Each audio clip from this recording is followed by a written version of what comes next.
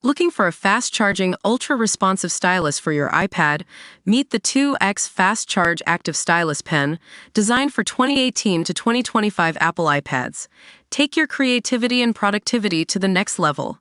Click the link in the video description to shop now on Amazon. Labour's 5 broken promises. Britons are finding out the real, terrible extent of today. Opinion. Did you believe Keir Starmer when he promised that council taxes would be frozen under Labour, when he said energy bills would actually fall, or that the cost of living crisis would be solved if only we kicked the evil Tories out? In fact, did you believe any of that change baloney? Plenty did. Plenty of ordinary, solid voters who'd marked their cross against the Tory candidate in 2019 were fooled into voting Labour last year by the crazy promises on offer and a belief that Keir Starmer offered integrity. And those that couldn't quite bring themselves to vote Labour chose to stay at home, which, frankly, had pretty much the same result. They all believed that Labour would offer something different, new, and better. Crikey, how must they be feeling today? Yes, today especially. Terrible Tuesday, they're calling it, the first day of awful April. Don't miss. Keir Starmer should not retaliate if Trump unleashes his tariff bazooka latest. Because it's now that energy bills go up, water bills go up, council tax bills go up, the TV license goes up, the jobs tax kicks in, stamp duty goes up, car taxes go up, the capital gains tax goes up, and yet more people get dragged into higher rates of income tax. It's today when the finances of millions of Britons take an absolute hammering. According to a YouGov poll, 56% of us say we've already had to make cuts, and 61% are expecting to soon. And it's not even a year yet since Labour got in. Some change. Well, at least we can be thankful the sun's shining.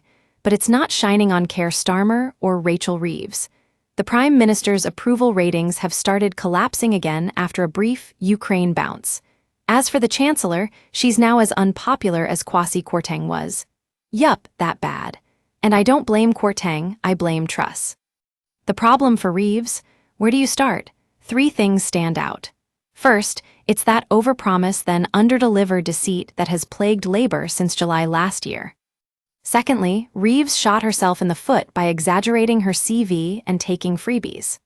Thirdly, her budget last autumn, somehow purporting to be pro-growth, was actually the most growth-destroying piece of financial management, if you can call it that, in living memory. We use your sign-up to provide content in ways you've consented to and to improve our understanding of you. This may include adverts from us and third parties based on our understanding. You can unsubscribe at any time. Read our privacy policy. She's now caught between 2 stools. On the one hand, her entry-level cuts have devastated Labour's lefty MPs, who still apparently believe that the big state has unlimited cash to splash and that private enterprise can be taxed to high heaven. On the other hand, she's too lefty herself to slash the state by anything like the amount required to kickstart growth. So, we trundle along with low or no growth, higher taxes and bills, and inflation that continues to bust the Bank of England's targets. It's Rachel's triple whammy. It's often said, with good reason, that once a chancellor departs with acrimony, the Prime Minister's days are numbered. Not just Truss and Kwarteng. Think Thatcher and Lawson, Major and Lamont, Johnson and Sunak. Starmer, I'm sure, knows that.